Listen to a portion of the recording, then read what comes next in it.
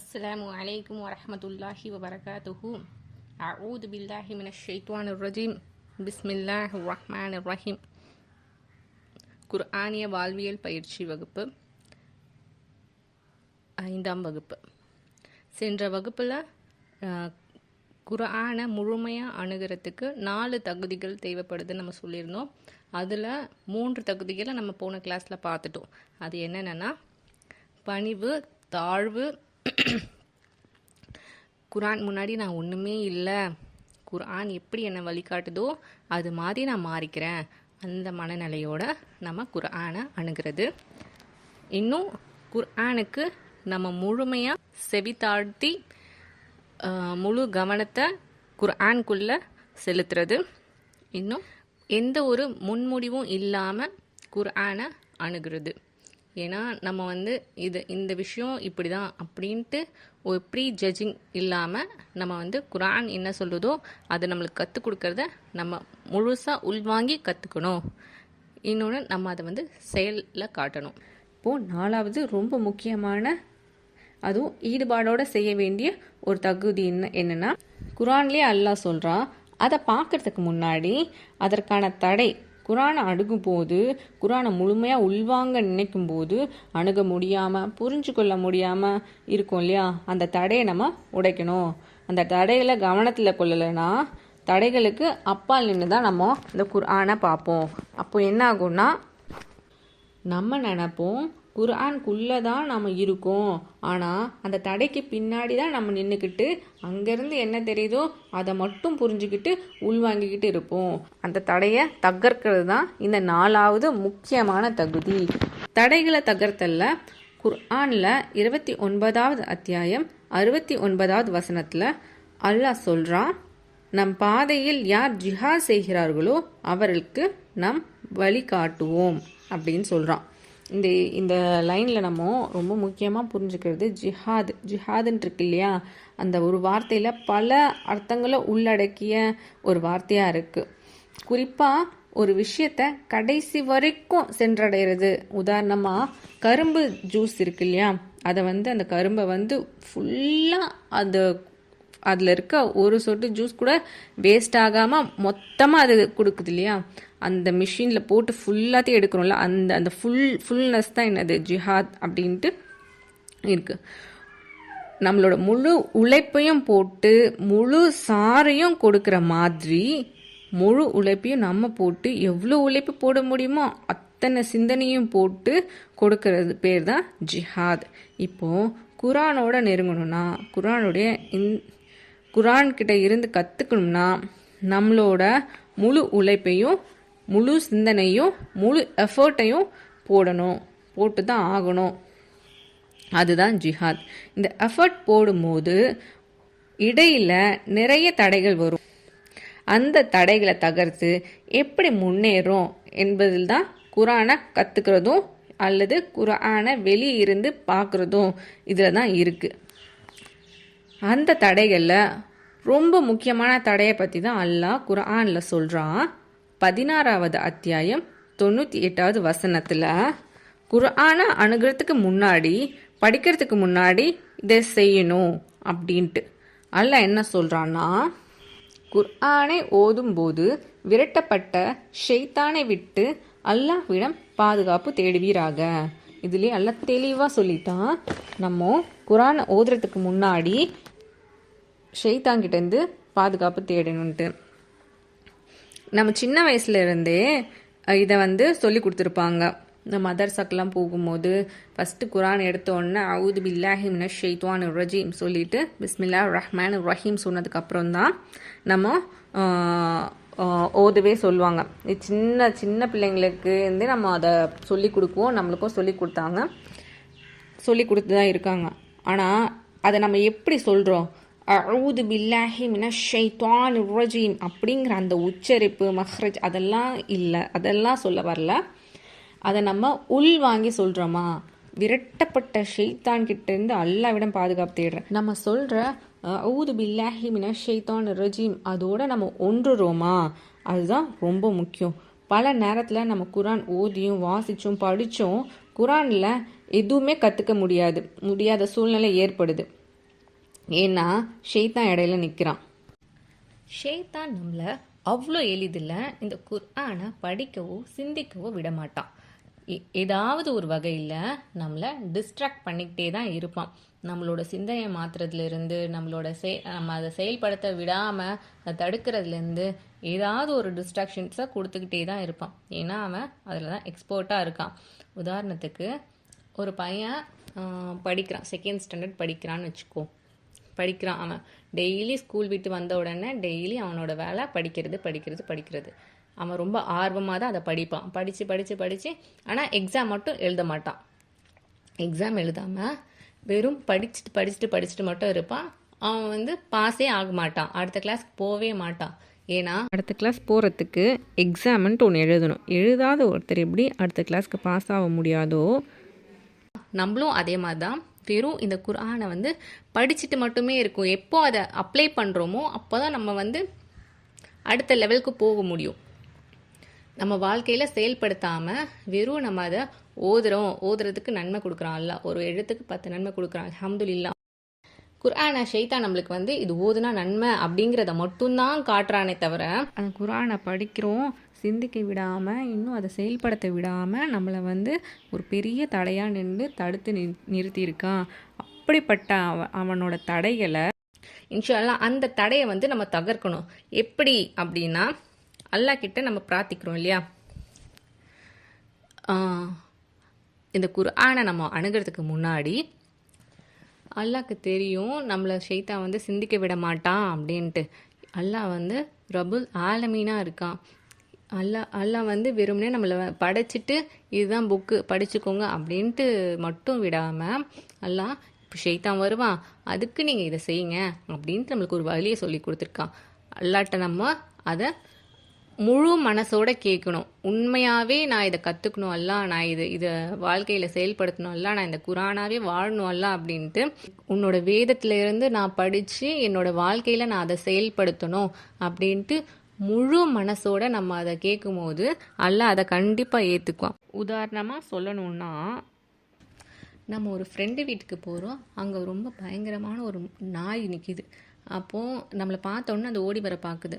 நம்ம என்ன பண்ணுவோம், அந்த நாய்க்கிடம் தப்பிக்கிறதுக்கு நம்ம அது கூட சண்டை போட மாட்டோம். நம்ம என்ன செய்வோம், அந்த ஓனரை கூப்பிட்டு இங்கே பாருங்கள் இது நாய் வருது அப்படி சொன்னோடனே உடனே அவங்க அந்த நாயை அவங்க சு அப்படின்னு சொன்னாலே அது அமைதியாக போயிடும். அதே மாதிரி தான் அல்லாஹ் கிட்ட நம்ம பாதுகாப்பு தேடும்போது அல்லாஹ் கிட்ட இந்த ஷைத்தானோட வேலைலாம் ஒன்றுமே நடக்காது. ஷைத்தானால அல்லாஹ் எதிர்த்துலாம் ஒன்றுமே பண்ண முடியாது. நம்ம அல்லாஹ் கிட்ட பாதுகாப்பு எப்படி இருக்கணும்னா, இன்னும் ரசூலுல்லாஹ் சொல்கிறாங்க, அல்லாஹ் பொடுப்போக்கான உள்ளத்துக்கிட்டேருந்து வர துவாவை ஏற்க மாட்டான் அப்படின்னு சொல்கிறாங்க. நம்ம குர்ஆன் எடுத்தோன்னா அவுது பில்லாஹி மினஷ் ஷைத்தானிர் ரஜீம் ஏதோ ஒரு வேலை செஞ்சுக்கிட்டு நம்ம சாதாரணமாக சொல்கிறதுக்கும், முழு கவனத்தையும் நான் இந்த துஆவை செய்கிறேன், என் இறைவன்கிட்ட இதுக்கு பாதுகாப்பு கேட்குறேன் அப்படின்ட்டு முழுமையான மனசோடு நம்ம கேட்கும்போது அல்லாஹ் நம்மளுக்கு அதை தருவான். இன்னும் அல்லாஹ் சொல்கிறான், 2வது அத்தியாயம் 168வது வசனத்தில், நான் அருகில் இருக்கிறேன், பிரார்த்திப்பவர் என்னை பிரார்த்திக்கும்போது பிரார்த்தனைக்கு பதிலளிக்கிறேன், எனவே என்னிடமே பிரார்த்தனை செய்யட்டும் அப்படின்ட்டு அல்லாஹ் சொல்கிறான். நம்ம முழு மனசோடு அல்லாஹ் கிட்ட பிரார்த்தனை செய்யும் போது அந்த பிரார்த்தனைகளை அல்லாஹ் கண்டிப்பாக ஏற்றுக்குவான். நம்மளுக்கு இந்த குர்ஆனில் இன்னும் நிறைய பாடங்களை கற்றுக் கொடுப்பான். அதை நம்ம வாழ்க்கையில் செயல்படுத்தலாம். குர்ஆனில் நிறைய வரலாறுலையும் சொல்கிறான். நபிமார்கள் கேட்ட பிரார்த்தனைகள், அதுக்கு அல்லாஹ் ஏற்றுக்கொண்டது, அதையும் அல்லாஹ் குர்ஆன்லேயே சொல்லி காட்டுறான். சூரா அன்பியால 83வது வசனத்திலேருந்து அல்லாஹ் சொல்கிறான், எனக்கு துன்பம் நேர்ந்து விட்டது, நீ கருணையாளருக்கெல்லாம் கருணையாளன் என ஐயூப் தனது இறைவனை அழைத்தார், அவர் பிரார்த்தனை ஏற்றுக்கொண்டோம், அவருக்கு ஏற்பட்ட துன்பத்தை நீக்கினோம். அடுத்தடுத்து அல்லாஹ் சொல்லிக்கிட்டே போகிறான். அடுத்ததான் யூனுஸ் நபியை பற்றி சொல்கிறான். மீனுடையவர் கோபித்து கொண்டு சென்றார், அவர் நம் மீது சக்தி பெற மாட்டோம் என்று நினைத்தார் அப்படின்ட்டு அல்லாஹ் மேலே கோபம் கொண்டுட்டு யூனுஸ் நபி என்ன பண்ணுறாங்க, போயிடுறாங்க. அல்லாஹ் அவங்க மேலே சக்தி பெற மாட்டோம், எங்கே போனாலும் அல்லாஹ் தானே இருக்கான், அந்த ஒரு நினைப்பு இல்லாமல் அவங்க செஞ்சிடுறாங்க, அந்த தவறு செஞ்சிடுறாங்க. அல்லாஹ் என்ன பண்ணுறான்னா, அவங்களுக்கு மீனோட வயிற்றுக்குள்ளே அவங்கள அனுப்பிடுறான். அப்போது அவங்க அந்த இருளில் இருந்து அல்லாஹ் கிட்ட பிரார்த்தனை செய்கிறாங்க. என்னன்ட்டு லா இலாஹா இல்லா அன்த சுப்ஹானக இன்னி குன்து மினல் ஸாலிமீன். அநீதி இருளத்தோ நான் ஆக்கிட்டேன் அல்லாஹ், நீயே தூயவன், உன்னை தவிர வணக்கத்துக்குரிய வேறு யாரும் இல்லை அப்படின்ட்டு அவங்க பிரார்த்தனை செய்கிறாங்க. அல்லாஹ் என்ன பண்ணுறான், உடனே அவரோட பிரார்த்தனை ஏற்றுக்கொண்டு கவலையிலிருந்து அவரை காப்பாற்றினோம். இன்னும் அல்லாஹ் என்ன சொல்கிறான், இவ்வாறே நம்பிக்கை கொண்டோரை காப்பாற்றுவோம் அப்படின்ட்டு அல்லாஹ் இந்த இடத்துல நம்மளுக்கு சொல்லி காட்டுறான். அப்போது நம்ம முழு மனசோட அல்லாட்ட நம்ம பிரார்த்திக்கும் போது அல்லாஹ் நம்மளுக்கு கண்டிப்பாக அந்த பிரார்த்தனையை ஏற்றுக்கொண்டு நம்மளுக்கு நம்மளோட காரியத்தை நல்ல மாதிரி நடத்தி வைப்பான். இன்னும் அடுத்து ஜக்கரியா அலைஹிஸ்ஸலாம் அவங்கள பற்றியும் அல்லாஹ் சொல்கிறான். ஏன் இறைவா, என்னை தனியாளாக விட்டுவிடாதே, நீ மிக சிறந்த உரிமையாளன் என்று ஜக்கரியா தனது இறைவனை அழைத்தபோது அவரது பிரார்த்தனை ஏற்றோம். அவருக்கு யஹ்யாவை அன்பளிப்பாக அளித்தோம். அவரது மனைவியை அவருக்கு குழந்தை பெறும் தகுதியுடையவராக ஆக்கினோம். அவர்கள் நம்மை நோக்கி விரைந்து செல்வோராகவும் ஆர்வத்துடனும் அச்சத்துடனும் நம்மிடம் பிரார்த்திப்போராகவும் இருந்தனர். நமக்கு பணிவோராக இருந்தனர். நம்ம அல்லாஹ்ட்ட கேட்கும் போது முழு மனசோட அச்சத்தோட பிரார்த்திக்கணும். நன்மையை நோக்கத்தை கொண்டு நம்ம பிரார்த்திக்கணும். இன்னும் பணிவோடு பிரார்த்திக்கணும். இன்னும் இந்த மாதிரி அல்லாஹ் கிட்ட முழு மனசோட நம்ம பிரார்த்திக்கும் போது அல்லாஹ் நம்மளுக்கோட பிரார்த்தனைக்கு கண்டிப்பாக பதில் கொடுப்பான். அதனால் முழு மனசோட நம்ம பிரார்த்தனை செஞ்சு இந்த குர்ஆனை அணுகணும். ஷைத்தான் கிட்ட இருந்து பாதுகாப்பு பெற்று இந்த குர்ஆனை முழுமையாக நம்ம படித்து சிந்திச்சு அதை செயல்படுத்தணும். குர்ஆன் உள்ள நுழையிறதுக்கு முன்னாடி வெறுமனே அஊது பில்லாஹி மினஷ் ஷைத்தானிர் ரஜீம் அப்படின்ட்டு வாய்மொழியை மட்டும் சொல்லாமல் அதை உள் மனசுல இருந்து அதை நம்ம வெளிப்படுத்தணும். உள் அந்த சிந்தனை உள்ளேருந்து நம்மளுக்கு வரணும். ஏன்னா ஷைத்தான் தான் நமக்கு மிகப்பெரிய தடையாக இருக்கான். அதை அவன்கிட்ட இருந்து நம்ம தப்பிக்கணும்னா அல்லாஹ்வோட உதவியால் மட்டும்தான் நம்மளால் அந்த தடையை நம்மளால் உடைக்கவே முடியும். இன்னும் சொல்லணுன்னா ஷைத்தானோட டார்கெட்டே குர்ஆன் ஓதுறவங்களும் நேர்வழியில் இருக்கவங்க தான். இப்போ சினிமா பார்த்துட்ருக்கவங்களோ, பாட்டு கேட்டுட்ருக்கவங்களோ, கெட்ட கெட்ட செயல்கள் செஞ்சிட்ருக்கவங்களோ அவங்க ஆல்ரெடி வழிகேட்டில் தான் இருக்காங்க. தர்காவுக்கு போகிறவங்க எல்லாருமே ஒரு வழிகேட்டில் தான் இருக்காங்களே. அவங்கள போய் அவனுக்கு வழிகெடுக்கணுன்ட்டு அவசியமே இல்லை. அவங்களோட நப்சே அவங்கள வழிகெடுத்துருன்ட்டு அவன் அதை கண்டுக்கவே மாட்டான். ஆனால் யார் சிராத்தல் முஸ்தகீம் அப்படின்ற அந்த நேர்வழியில் இருக்காங்களோ அவங்கள தான் அவன் டார்கெட் பண்ணி வழிகெடுக்குவான். இன்னும் அவனே அல்லாட்ட என்ன சொல்கிறான்னா, சூரா ஆராஃபில் 16 and 17 வசனம், நீ என்னை வழிகேட்டில் விட்டுவிட்டதால் அவர்களுக்காக உனது நேரான வழியில் உட்கார்ந்து கொள்வேன். பின்னர் அவர்களுக்கு முன்னாலும் பின்னாலும் வலப்புறங்களிலும் இடப்புறங்களிலும் வழிகெடுப்பதற்காக அவர்களிடம் வருவேன். அவர்களில் பெரும்பாலானவர்கள் நன்றி செலுத்துவோராக நீர் காண மாட்டாய் என்று இப்லீஸ் கூறினான். இப்லீஸ் என்ன பண்ணுறான், அல்லாஹ்கிட்டயே சொல்லிட்டு வரான். அப்போது நம்மளை எந்த அளவுக்கு வழிகெடுக்கிறதுக்கு அவன் முயற்சி செய்வான். அவன் செய்கிற தடைகளை நம்ம அல்லாஹ்வோட பாதுகாப்போடு உடைக்கணும். இன்னும் இந்த சிராத்தல் முஸ்தகீம் இருக்கு இல்லையா, அதோட விளக்கணும் 3 அம்சங்களை நம்ம பார்க்கலாம். அல்லாவை சிந்திக்கிறது, அப்புறம் அல்லாஹ்வோட வார்த்தைங்கிறது இந்த குர்ஆன் வேதம், அப்புறம் அல்லாவோட பேசுகிறது தொழுகை. இந்த அல்லாவை அல்லாவுடைய திக்ரு என்னது, அல்லாவை நினைவு கூறுறது. அல்லாவோட நினைவு கூறுறதுன்னா அல்லாஹ் படைத்தவற்றை நினைக்கிறது மூலயமா நம்ம அல்லாவை நினைவு கூறணும். அல்லாஹ் என்னை எப்படி படைச்சிருக்கான், அல்ஹம்துலில்லாஹ். அல்லாஹ் எனக்கு நிறைய விஷயங்களை கொடுத்துருக்கான், நல்ல குடும்பத்தை கொடுத்துருக்கான், நல்ல சுற்றுச்சூழலை கொடுத்துருக்கான், நல்ல உடல் ஆரோக்கியத்தை கொடுத்துருக்கான். இன்னும் அல்லாஹ் வானத்தை படைச்சிருக்கான், பூமியை படைச்சிருக்கான். இந்த உலகத்தில் இருக்க எல்லாத்தையுமே மனுஷனுக்காகவே படைச்சு நல்லா சொல்கிறான். அப்போ மனுஷன்னா நானும் தானே அதில், எனக்காகவே ஒவ்வொன்றையும் அல்லாஹ் பார்த்து படைச்சிருக்கான் அப்படின்ட்டு நம்ம அல்லாவோட படைப்பை சிந்திக்கிறது மூலிமா நம்ம அல்லாவை நினைவு கூர்ந்து அல்லாஹ்வுக்கு நன்றி செலுத்தும். இன்னொன்று அல்லாஹ்வுடைய வார்த்தையான அல்லாஹ்வுடைய வேதம், இதை ஓதுறதன் மூலிமா, இதை நம்ம இந்த வார்த்தைகளை உள்வாங்கிறது மூலயமா, இதை நம்ம செயல்படுத்துறது மூலயமா நம்ம நேர்வழியில் இருப்போம். அதுவும் சிராத்தல் முஸ்தகீம்.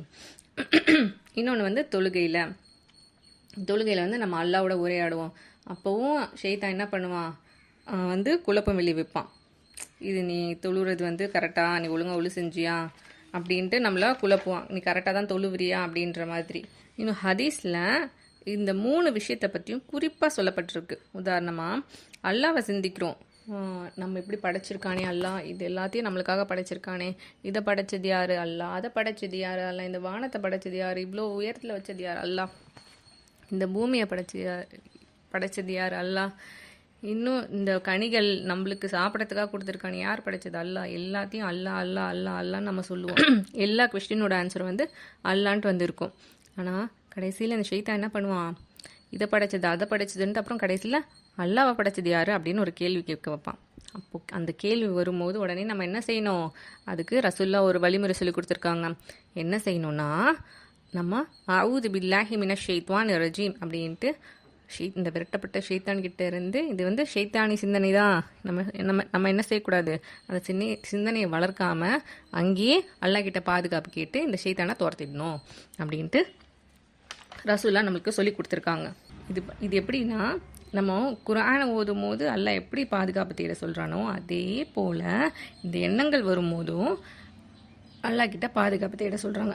இன்னும் நம்மளுக்கு தொழுகையில் நிறைய குழப்பம் வருது இல்லையா, அந்த குழப்பத்துக்கான காரணம் வந்து ரசூல்லா காலத்தில் ஒரு சஹாபி கேட்குறாங்க, எனக்கு வந்து ரொம்ப குழப்பம் வருது, தொழுகையில் கெட்ட எண்ணங்கள் வருது, ஷைத்தானிய சிந்தனைகள் வருது அப்படின்னு சொல்லும்போது ரசூல்லா சொல்கிறாங்க, அது வந்து ஹின்சாபோட வேலை.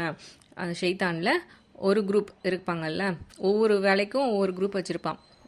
அந்த மாதிரி ஷைத்தான் வந்து தொழுகையில் குழப்பம் விளைவிக்கிறவங்க பேர் வந்து ஹின்சாப் அப்படின்ற ஷைத்தான் வந்து உங்களை வழி கெடுக்கிறான். அப்போ நீங்கள் என்ன செய்யுங்க, அல்லாஹ் கிட்ட பாதுகாப்பு தேடுங்க அப்படின்ட்டு ரசூலா இந்த வழிமுறையை நம்மளுக்கு சொல்லி கொடுத்துருக்காங்க. இந்த மாதிரி ஷைத்தான் வந்து நம்மளை எல்லா இடத்துலையும் இடுக்குலையும் நம்மளை வழி கெடுக்க தான் பார்ப்பான். நம்ம தான் என்ன பண்ணணும், அல்லாஹ்வை முழு மனதோட அந்த உணர்வு பூர்வமாக நம்ம சொல்லும் போது தான் அல்லாஹ் நம்மளுக்கு அதுலேருந்து பாதுகாப்பு தருவான். இன்னும் இந்த பாதை வந்து நம்ம போகிற பாதை வந்து ரொம்ப எளிதான பாதைலாம் கிடையாது. இந்த ஷைத்தான் எப்படி பண்ணுவான்னா, அவனோட பேச்சு எல்லாமே ஏமாற்று பேச்சாக தான் இருக்குமே. அவன் பேசுகிற எல்லாமே ஒன்றுமே வந்து உண்மை மாதிரி காட்டுவான், ஆனால் உண்மையே கிடையாது. அது குர்ஆன்லேயே அல்லாஹ் நிறைய இடத்துல குறிப்பிடுறான். அவனுக்கு வந்து குரூர் அப்படின்ட்டு குறிப்பிட்டிருக்கான். அப்படின்னா ஏமாற்றுக்காரன் அப்படின்னு அர்த்தம். நம்ம வலிக்கு எடுக்கிறதுக்காகவே இந்த ஷைத்தான் வந்து ஆசை வார்த்தை காட்டி நம்மளோட ஆதி தந்தையான ஆதம் அலைஹிஸ்ஸலாமே வந்து இந்த ஷைத்தானோட பேச்சை கேட்டு அவங்களும் ஏமாந்துருக்காங்க. ஏன்னா அவன் ஒரு ஏமாத்துக்காரனாக இருந்திருக்கான். அவனோட வார்த்தை எப்படி இருக்கும், உண்மை மாதிரியே தெரியும். அந்த அளவுக்கு அவன் வந்து அவ்வளோ தந்திரமாக பேசுவான். ஆதம் அலைஹிஸ்ஸலாமுக்கு வந்து அல்லாஹ் விதித்த கட்டளை என்னன்னா, இந்த மரத்தை நெருங்காதீங்க அப்படிங்கிறது தான். அந்த ஷைத்தான் என்ன பண்ணான், அவங்களோட ஆசை வார்த்தை, நீங்கள் இந்த மரத்தை நெருங்கி இந்த பழத்தை நீங்கள் சாப்பிட்டுட்டீங்கன்னா என்ன பண்ணுவீங்க, இங்கே வந்து மலக்குமார்களாக ஆயிடுவீங்க, எப்போவுமே சொர்க்கத்திலே இருப்பீங்க அப்படின்ட்டு அந்த ஆசை வார்த்தையை காட்டி அவங்கள ஏமாற்றி அவங்க என்ன பண்ணிட்டாங்க, அந்த தவறை செஞ்சுட்டாங்க. ஆதம் அலைஹிஸ்ஸலாம் அவங்களையே அவங்க ஏமாற்றிருக்கான். போய் இவ்வளோ ஒரு எக்ஸ்பர்ட்டாக இருந்து அவன் சொல்கிறது உண்மை மாதிரி தெரியும், ஆனால் அது உண்மையே கிடையாது. நம்ம வந்து சிந்திக்கணும். நம்மளுக்கு 2 எண்ணம் வரும் எப்போவுமே. ஒரு தப்பு செய்யணும் அப்படின்ற ஒரு எண்ணம் வரும்போது கூடவே வந்து இது நம்ம செய்கிறது நல்லதா இல்லையா அப்படின்ட்டு ஒரு தாட் வந்து கண்டிப்பாக வரும். அல்லாஹ் தருவான் நம்மளுக்கு. அந்த தவறான சிந்தனையில் அதை மூழ்கிராமல் நம்ம என்ன செய்யணும், தப்பு மாதிரி தெரியுதே, இது நன்மையான காரியம் இல்லையே அப்படின்னு நம்மளுக்கு ஒரு நெருடல் வரும்போதே அந்த விஷயத்துலேருந்து ஸ்ட்ராங்காக நம்ம என்ன செய்யணும், இதை நம்ம செய்யக்கூடாது, இது வந்து ஷைத்தானோட வழி அப்படின்ட்டு நம்ம அந்த இடத்துல தடுத்து உறுதியாக நின்றுணும். இல்லை இன்னும் கொஞ்ச நேரம் பார்க்கலாம், இல்லை இன்னும் கொஞ்ச நேரம் அதை செய்யலாம் அப்படின்ட்டு நம்ம கொஞ்சம் ஸ்லிப் ஆகும் போது என்ன பண்ணிடுவான் ஷைத்தான், அப்படியே நம்மளை மூழ்கடிச்சிடுவான். அந்த வீணான விஷயத்தில் வந்து நம்மளை மூழ்கடிச்சிடுவான். அதனால் நம்மளுக்கு அந்த எண்ணம் வரும்போதே உடனே நம்ம வந்து இது நல்லதா இல்லையா அப்படின்ட்டு நம்ம யோசித்து அது ஷைத்தானோட வேலை, நம்ம ஷைத்தானோட வேலையில் விழக்கூடாது அப்படின்றத உறுதியாக நின்று அல்லாஹ் கிட்ட பாதுகாப்பு கேட்கணும். ஷைத்தான் வந்து நம்மக்கிட்ட தான் ரொம்ப இதுவாக நம்மளை ரொம்ப வலிமையாக இருப்பான். அவனுக்கு வந்து நிறைய படைகள்லாம் இருக்குது, காளான் படை இருக்குது. அவன் சத்தம் மூலியமாக நம்மளை வலிக்கெடுக்குவான். அவனோட நம்மளுக்கு ஒரு எண்ணம் வரும்ல, அந்த வஸ்வாஸ் மூலியமாக மனிதர்களை வலிக்கெடுப்பான். நம்ம என்ன செய்யணும்னா, நம்மளுக்கு தான் அவன் வந்து ரொம்ப கஷ்டமாக தெரியும். ஆனால் அல்லாஹ் கிட்ட பாதுகாப்பு கேட்கும்போது அல்லாஹ் வந்து நம்ம முன்னாடியே பார்த்த மாதிரி ஒரு நாய் எப்படி அந்த ஓனர் வந்து கட்டுப்படுமோ அதே மாதிரி தான். இன்னும் அல்லாஹ் சூரா அன்-நிசால 76வது வசனத்தில் சொல்கிறான், இறை நம்பிக்கை கொண்டோர் அல்லாவின் பாதையில் போரிடுவார்கள், இறை மறுப்பாளர்களோ ஷைத்தானின் பாதையில் போரிடுவார்கள். எனவே நீங்கள் ஷைத்தானின் நேசர்களை எதிர்த்து போரிடுங்கள். ஷைத்தானின் சூழ்ச்சி பலவீனமாகவே உள்ளது. அவனோட சூழ்ச்சி வந்து பலவீனமாக தான் இருக்குது அப்படின்ட்டு அல்லாஹ் சொல்கிறான். இப்போது நம்ம அல்லாவோட பாதுகாப்பில் இருந்தோன்னா நம்மளுக்கு வந்து இந்த அவனோட சூழ்ச்சி வந்து ரொம்ப பெரிய விஷயமே கிடையாது. அல்லாஹ் வந்து நம்மளுக்கு பாதுகாப்பு கொடுத்துருவான் அப்படின்ற மன உறுதியோட அந்த உணர்வோடு நம்ம எப்போவுமே இந்த துவாவை கேட்கணும். இன்னும் ஷைத்தான் என்ன பண்ணுவான்னா, நான் உங்களுக்கு இப்படி தானே யோசனை மட்டும்தானே கொடுத்தேன், இப்படி ஒரு ஐடியா தானே கொடுத்தேன், நானாக உங்களை கையை பிடிச்சி இழுத்தேன் அப்படின்ட்டு அல்லாஹ் கிட்ட வந்து நாளைக்கு மறுமையில் ஈஸியாக சொல்லிவிட்டு அவன் தப்பிச்சிருவான். அதை வந்து குரானில் அல்லாஹ் சொல்லி காட்டுறான். சூரா இப்ராஹிமில் 22வது வசனம், அல்லாஹ் உண்மையான வாக்குறுதியை உங்களுக்கு அளித்தான், நானும் உங்களுக்கு வாக்களித்தேன், ஆனால் உங்களுக்கு மாறு செய்துவிட்டேன். நான் உங்களை அழைத்தேன், நீங்கள் எனக்கு பதிலளித்தீர்கள் என்பதை தவிர எனக்கு உங்கள் மீது எந்த அதிகாரமும் இல்லை. எனவே என்னை குறை கூறாதீர்கள், உங்களையே குறை கூறிக்கொள்ளுங்கள். நான் உங்களுக்கு உதவுபவன் அல்ல, நீங்களும் எனக்கு உதவுவோர் அல்ல. இதற்கு முன்பு நீங்கள் என்னை இணையாக்கியதை நான் மறுத்துவிட்டேன். அநியாயக்காரர்களுக்கு துன்புறுத்தும் வேதனை உள்ளது என்று தீர்ப்பளிக்கப்படும் போது ஷைத்தான் கூறுவான் இப்படின்ட்டு அல்லாஹ் குரான்லேயே சொல்லிட்டான். ஷைத்தான் என்ன பண்ணுவான்னா, இங்கே தான் நம்மளுக்கு ஆசை வார்த்தை காட்டி அப்படியே உன் கூட நான் இருக்கேன் அப்படி இப்படின்ட்டு நம்மளை கெட்ட சிந்தனையிலையும் கெட்ட செயல்கள்லையும் ஈடுபடுத்திட்டு அது முடிஞ்ச உடனே என்ன பண்ணிடுவான், அவ்வளோதான், நான் உன்னை கூப்பிட்டு தானேப்பா செஞ்சேன், நீ ஏன்ப்பா வந்த, உன் கையை பிடிச்சி இழுத்தனா, இதை செஞ்சு ஆகணும்னு கட்டாயப்படுத்தினா, இல்லையே நான் உன்னை கூப்பிட்டேன், இப்படி ஒரு ஐடியா கொடுத்தேன், நீ செஞ்சுட்ட, இப்போ நரகத்துக்கு போ, நீ எனக்கு எந்த ஹெல்ப்பும் பண்ண முடியாது, நான் உனக்கு எந்த ஹெல்ப்பும் பண்ண முடியாது அப்படின்ட்டு ஈஸியாக அவன் சொல்லிடுவான். இந்த ஷைத்தானி சிந்தனை நமக்கு வரும்போது நம்ம உடனே என்ன பண்ணணும், அல்லாஹ் கிட்ட உதவி கேட்டுடணும். இந்த நாய் நம்மளை கடிக்க வரும்போது நம்ம ஓனரை கூப்பிட்ட மாதிரி இந்த ஷைத்தான் நம்மக்கிட்ட வரும்போது அந்த சிந்தனை நமக்கு வருதுன்னு கண்டிப்பாக நம்மளுக்கு ஒரு எண்ணம் வரும். அந்த எண்ணம் வரும்போது உடனே அந்த இடத்துல நம்ம என்ன பண்ணிடணும், இது வந்து ஷைத்தானியோட எண்ணம், நம்ம வந்து அல்லாட்ட பாதுகாப்பு உடனே அந்த நிமிஷமே உளமாற கேட்டுடணும். சூரியனை கண்ட பனி மாதிரி அல்லாவோட பாதுகாப்பு கிடைச்சிச்சுன்னா அவனோட இந்த கெட்ட எண்ணம் சிந்தனை வருது இல்லையா நம்மளுக்கு, அது வந்து கண்டிப்பாக மறைஞ்சிரும். இந்த குரான் கிட்ட நம்ம பணிஞ்சு போகிறது, தாழ்ந்து போகிறது, இந்த குரானாவே நான் மாறுறேன் அப்படின்ற எண்ணத்தோடு இந்த குரானை அணுகணும். அதுதான் என் வாழ்க்கை அப்படின்ட்டு நம்ம அந்த எண்ணத்தோடு நம்ம இந்த குரானை அணுகணும். இன்னும் இந்த குரானுக்குள்ளே நுழையிறதுக்கு முன்னாடி எந்த ஒரு முன்முடிவும் இல்லாமல் அது என்ன சொல்லுதோ அதுதான் என் முடிவு அப்படின்ட்டு நம்ம அதுக்கிட்ட அணுகணும். அப்புறம் குரானை என் வாழ்க்கையில் நான் செயல்படுத்தணும் அப்படின்ட்டு அந்த உணர்வோடு நம்ம வந்து இந்த குரானை அணுகணும். அது என்ன கற்றுத்தருதோ அதை நான் வந்து என் லைஃப்பில் நான் வந்து அதை செயல்படுத்துவேன். அந்த ஒரு உணர்வோடு நம்ம என்ன செய்யணும், இந்த குரானை அணுகணும். இவ அனைத்தையும் சேவிடாமல் தடுக்கிற ஷைத்தானிய தடையை வந்து அல்லாவின் உதவி கொண்டு அஊது பில்லாஹி மினஷ் ஷைத்தானிர் ரஜீம் அந்த துவாவை அல்லாஹும் ரசூல்லாவும் நம்மளுக்கு கற்றுக் கொடுத்துருக்காங்க. அதை உளமாற கவனத்தோட ஈடுபாடோட நம்ம அல்லாஹ்கிட்ட கெஞ்சி கேட்டு அந்த பாதுகாப்பாக அல்லாஹ்கிட்ட நம்ம பெறணும். அல்லாவோட உதவியோட குரானுக்குள்ளே நெருங்கணும்னா குர்ஆனை நெருங்குறதுக்கான வாசலை விசாலமாக அல்லாஹ் திறந்து தருவான். இந்த தடைகளை ஏற்படுத்தும் ஷைத்தானிய தடைகளை அல்லாஹ்வின் உதவி கொண்டு நம் அனைவரும் பாதுகாப்பு பெற்று இந்த குர்ஆனை வாழ்வியலாக வாழ வல்ல ரஹ்மான் நம் அனைவருக்கும் உதவி செய்வானாக. அஸ்ஸலாமு அலைக்கும் வரஹ்மத்துல்லாஹி வபரகாத்துஹு.